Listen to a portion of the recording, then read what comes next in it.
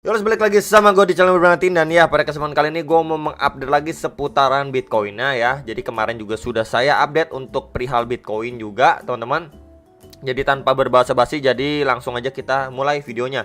Ini seperti biasa untuk diawali pada USDT dominan secara time frame 1 jam. Jadi kita bermain hourly dulu teman-teman ya, ngebahas hourly dulu sejenak. Ya, kita bisa lihat terakhir kali dia mengalami kenaikan pun ya di sini ya. Dia nggak sampai koreksi ke box warna kuning lagi, dia udah going up. Dan ya, kita bisa lihat di sini ya, hampir mengenai atau testing di highest area terakhir dia, dan di situ mendapati rejection. Kita bisa lihat di sini, akan saya gedein lagi di sini ya. Tuh. Dia ketika going up ya mampu break dari EMA 34 dan 55 ini dan testing ya, kemudian kena reject lagi sekarang. Cuman yang perlu sekarang kita perhatikan adalah ketika dia mengalami pemantulan atau penguatan ketimbang sama penurunan yang sedang dialaminya, jelas ini nggak sebanding ya, masih cenderung lebih kuat untuk penguatannya terakhir kali. Kemudian kalau misalkan kita perhatikan juga secara Fibo ya, untuk si USDT dominance, ingat dominasi USDT dan dominasi Bitcoin itu bukan koin, oke? Dominasi guys ya. Di sini mendapati beberapa golden ratio dari Fibonacci retracement, dan sekarang ini posisinya dia sedang testing terhadap retracement 0,6 sampai 0,5-nya. Itu di sekitar 6,4 sampai 6,45% ya, di box warna hijau yang saya tandain ini. So, kalau misalkan dia mampu bertahan di area sini, ini besar kemungkinan untuk dia bisa melanjutkan penguatannya atau at least testing kembali di highest terakhirnya dia atau di swing high terakhirnya dia di sekitaran 6,61%, sekitar area situ. Ya, kalau Aries itu mampu dibablas, ya udah dia melanjutkan penguatannya lagi teman-teman. Ya, palingan itu dulu aja untuk support dan resistance yang benar-benar perlu diperhatikan. Tapi jikalau dari area sini aja ya dia drop ya, bahkan endlosor ya, dia bakalan testing di lowest area terakhirnya dia di area sini yang akan saya tandain di kisaran ganti warna orange. Nah ya, di box warna orange ini. Ini di sekitaran 6,29 sampai 6,33%. Jadi palingan itu dulu aja area krusial yang benar-benar perlu diperhatikan untuk si USDT dominance secara time frame 1 jamnya teman-teman ya. Jadi kalau misalkan dia mengalami kenaikan, berarti chance lebih besar untuk Bitcoin bisa tertekan. Tapi kalau misalkan dia masih melanjutkan penurunannya, at least Bitcoin masih bisa naik sedikit lagi untuk jangka pendeknya. Ya, next ini untuk Bitcoin dominance secara time frame 1 jam ya. Sekarang dia sudah ketika dia udah going up ya teman-teman, sedikit fake out dari si support box warna orange ini. Kemudian dia mengalami pemantulan dan precisely dia ketahan di box warna hijau atas ini, yang sebelumnya sudah saya mention juga ini menjadi area resistance dan support ya. Jadi memang ketika dia mengalami penguatan, and then dia sekarang ini ke reject. Dan posisinya sekarang ini ya lagi testing di area lowest area terakhirnya dia nih, di swing low terakhirnya dia di sekitaran 42,7%, sekitar area situ dia lagi testing kembali. So kalau misalkan ini mampu ya, benar-benar mampu untuk dia going up lagi atau testing di highest area terakhirnya dia di sekitaran 43,14%, sekitar area situ, maka untuk altcoinnya ini kurang bagus lah, kurang lebih seperti itu. Dan ini potensi double bottom ya, bisa aja gitu dengan area neckline di kisaran sini. Dan targetnya, next target di box warna biru atas ini, yang sebelumnya terakhir kali dia udah mencoba rebound dan kena rejection lumayan strong di kisaran 43,59 sampai 43,74%. Palingan itu dulu aja yang perlu diperhatikan untuk beberapa area support dan key levelnya. Tapi kalau misalkan di sini nggak terkonfirmasi, malah dia melanjutkan penurunannya, at least dia bisa testing ke kisaran 42,48%, yang sebelumnya juga mampu menjadi area support pada pergerakan si Bitcoin dominance sebelumnya. Ini pada tanggal 18 Juli ya. Jadi itu dulu aja teman-teman yang bisa diperhatikan untuk si Bitcoin dominance. Next ini untuk Bitcoin secara daily time frame. Yes, jadi ini adalah outlook yang beberapa hari lalu juga sudah saya share, dan garis merahnya ini sudah saya ganti dengan warna kuning lah biar lebih kelihatan jelasnya. Posisinya sekarang ini dia kan terakhir kali udah ke reject nih dari EMA 55 time frame satu hari ya, satu hari. Kemudian kita bisa lihat nih 1 2 3 bearish candle ya. Kemudian di sini dia sedang posisinya lagi testing di trendline resistance ya, garis warna kuning ini yang sebelumnya mampu menjadi area resistance pada pergerakan Bitcoin sebelumnya. Plus di situ ada Fibo ataupun retracement 0,5 nih di kisaran area sini. Nah, kita bisa lihat lebih jelas lagi. Dia lagi ketahan di kisaran situ, beberapa kali mencoba testing dan mampu masih ditahan sama kisaran $22.500 sekitar area situ. Jadi kalau misalkan area ini benar-benar masih mampu dipertahankan, ini adanya chance untuk Bitcoin bisa melanjutkan penguatannya atau at least testing kembali terhadap EMA 55 nih, garis warna merah secara time frame daily-nya, atau di sekitaran 23.700 sekian dolar lah, sekitar area situ.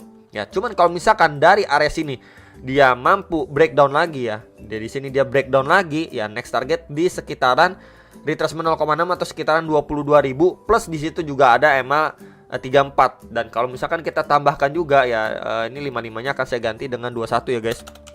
Di sini.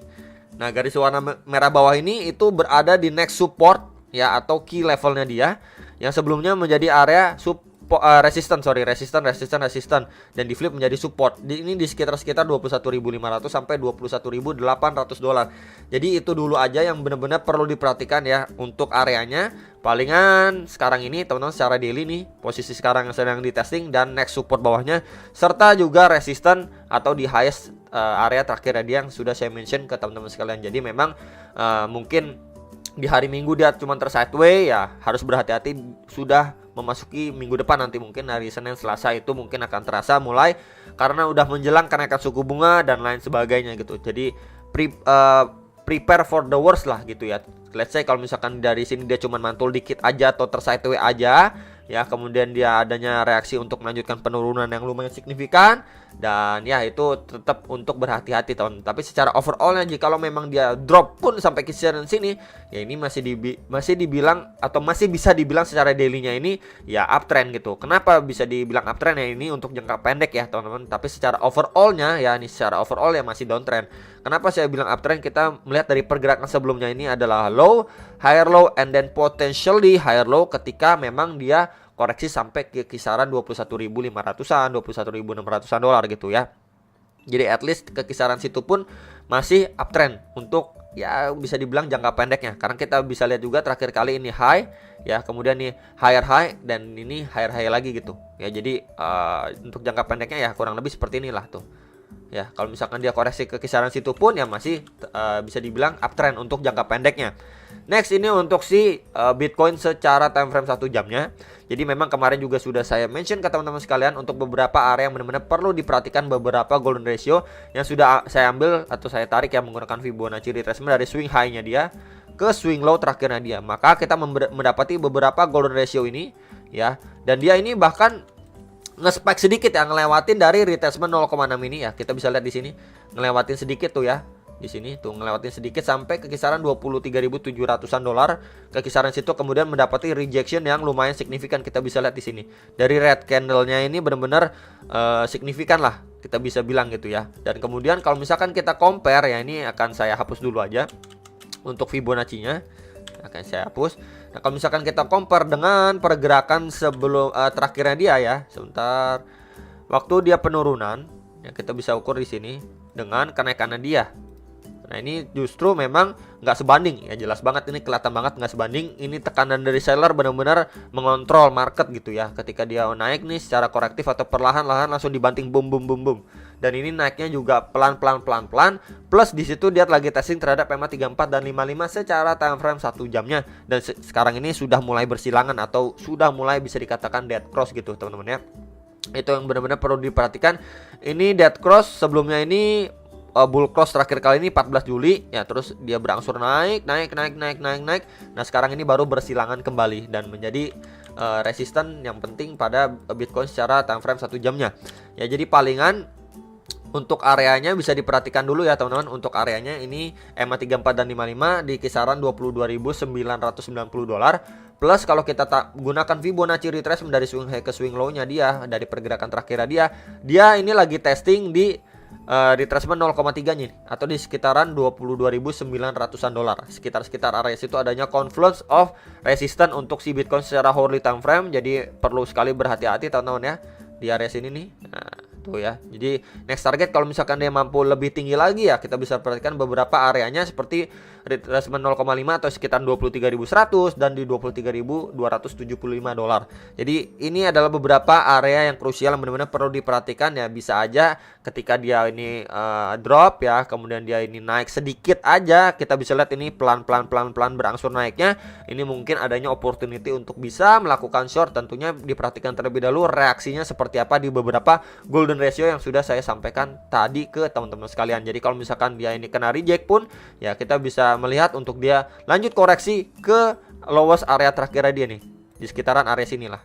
Ini boxnya akan saya ganti dengan box warna hijau aja ya, di sekitaran 22.400-an dolar, sekitar area situ yang menjadi area target koreksi terdekatnya untuk si Bitcoin.